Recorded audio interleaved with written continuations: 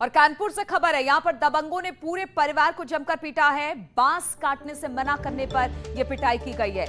महिला समेत 4 लोग इसमें घायल हुए हैं। मारपीट का वीडियो अब सोशल मीडिया पर वायरल हो रहा है। चौबेपुर थाना क्षेत्र का यह मामला है, जहां पर तस्वीरें हम आपको दिखा रहे हैं। जो वीडियो वायरल हुआ है उसकी तस्वीरें आप देख सकते हैं, किस तरह से दबंगों ने पूरे के पूरे परिवार को पीटा है। और मामूली सी बात पर, सिर्फ बांस काटने के बात पर यह पिटाई की गई है। महिला समेत 4 लोग इसमें घायल हुए हैं।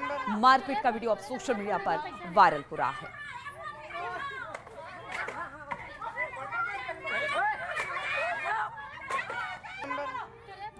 बातचीत करने के लिए कानपुर से सौरभ मिश्रा फोन लाइन पर हमारे साथ जुड़ गए। सौरभ, क्या है ये पूरा मामला?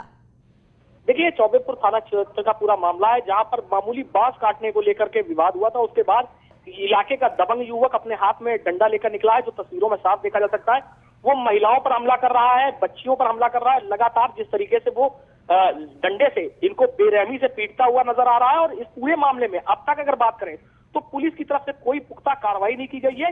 ये तस्वीरें बताती हैं कि कहीं ना कहीं जो दबंग हैं, जो उनके मंसूबे हैं, वो कितने बढ़ चुके हैं, उनमें कानून का कोई खौफ नहीं है। और इस पूरे मामले में पुलिस की कार्रवाई की मांग को लेकर जो पीड़ित पक्ष है उसने पुलिस से शिकायत की, लेकिन अब तक की बात करें तो कोई पुख्ता कार्रवाई नहीं हुई है। बिल्कुल, तो वीडियो आने के बाद भी अब तक किसी तरह की कार्रवाई इस दबंग पर नहीं हुई है। और तस्वीरें आप देख सकते हैं किस तरह से दबंगई के साथ ये महिलाओं पर लाठी डंडे बरसा रहा है। बहुत बहुत शुक्रिया आपका सौरभ, हमारे साथ जुड़ने के लिए।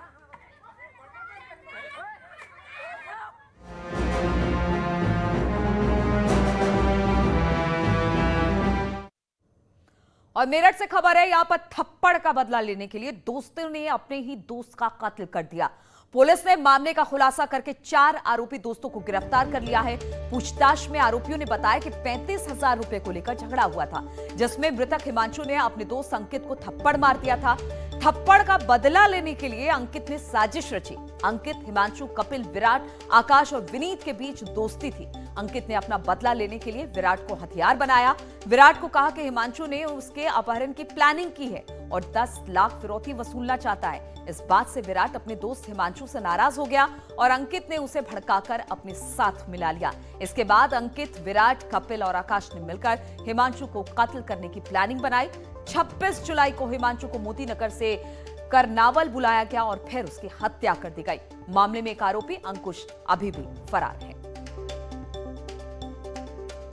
मोटिव इनके द्वारा ये बताया गया है कि जो मृतक है गौरव उर्फ हिमांशु, इसके साथ अंकित भी मोदीनगर में रहता था।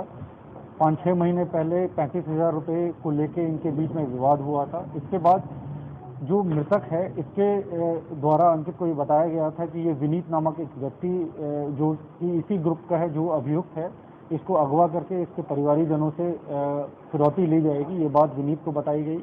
ये जानने के बाद इन 5 लोगों ने योजनाबद्ध तरीके से इसको यहाँ पे बुलाया और इसकी हत्या करके इसके शव को नाले में डाल दिया। 4 व्यक्तियों को गिरफ्तार कर लिया गया है, इनको जेल भेजा जा रहा है। सर, तकरीबन कितने की फिरौती? और इसी पर बातचीत करने के लिए मेरठ निखिल से हमारे साथ मेरठ से हमारे साथ जुड़ गए हैं। निखिल, अगर इस पूरे मामले की बात की जाए तो इस पूरे मामले में एक बात तो स्पष्ट तौर पर सामने आई कि सिर्फ ईगो में आकर एक लड़के का कत्ल कर दिया गया। बिल्कुल नीलू, जिस तरीके से एक थप्पड़ हत्या की वजह बन गए, तो ये देखने वाली बात है कि पश्चिम उत्तर प्रदेश में कितनी छोटी छोटी बातों को लेकर हत्या जैसी बड़ी वारदातें कर दी जाती हैं। चारों दोस्त थे, चारों जरायम की दुनिया से जुड़े थे, कई कई केस इन लोगों के ऊपर हैं और महज 35,000 रुपए उधार लिए गए थे। उधार की रकम नहीं लौटाई गई, इस पर पिटाई की गई और उसका बदला लेने के लिए हत्या की वारदात को अंजाम दे दिया गया। दोस्तों ने पहले पार्टी की, उसके बाद ताबड़तोड़ एक सब ने मिलकर हिमांशु का कत्ल कर दिया। पीट पीट कर हत्या की गई। उसके बाद लाश को भी ठिकाने लगा दिया गया। पुलिस को करीब 2.5 महीना लगा इस कत्ल की वारदात को खोलने के लिए, जिसके बाद अब 4 आरोपियों को गिरफ्तार कर लिया गया है। अभी भी एक फरार है।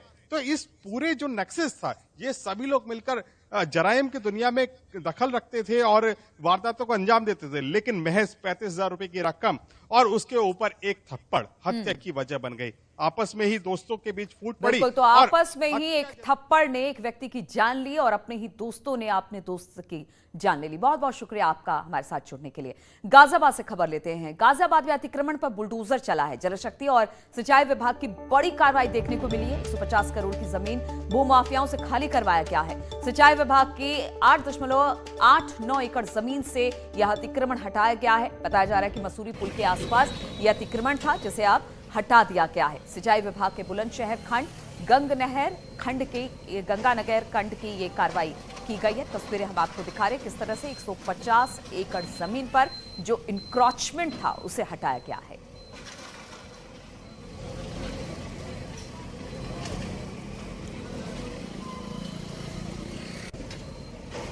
और इसी पर बातचीत करने के लिए अनामिका हमारे साथ जुड़ गई। अनामिका, एक बड़ी कार्रवाई कही जा सकती है।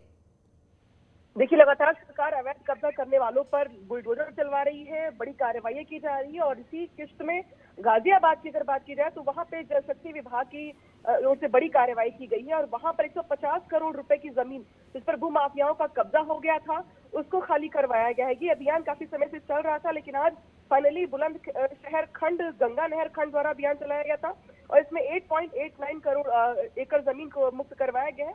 और आपको याद होगा पिछले दिनों में जिस तरीके से रोहिंग्याओं का कब्जा था उस जमीनों पर उसको भी खाली करवाया गया था और आज इसी कड़ी में इस जमीन को भी खाली करवाया गया है। हालांकि ये पहले ही माना जा रहा था कि सिंचाई विभाग की बहुत सारी जमीनें ऐसी हैं जो खाली पड़ी हुई हैं, लेकिन उस पर धीरे धीरे भूमाफियाओं की नजर पड़ी, उस पर कब्जे होते चले गए। कुछ जमीनों पर रोहिंग्याओं ने कब्जा किया तो कुछ जमीनों पर सरकारी विभाग के कुछ पुराने कर्मचारियों ने कब्जा कर लिया। लेकिन अब धीरे धीरे इन अवैध कब्जे करने वालों पर बिल्कुल, तो अवैध कब्जे करने वाले लोगों को हटाया जा रहा है और ये अपने आप में एक बड़ी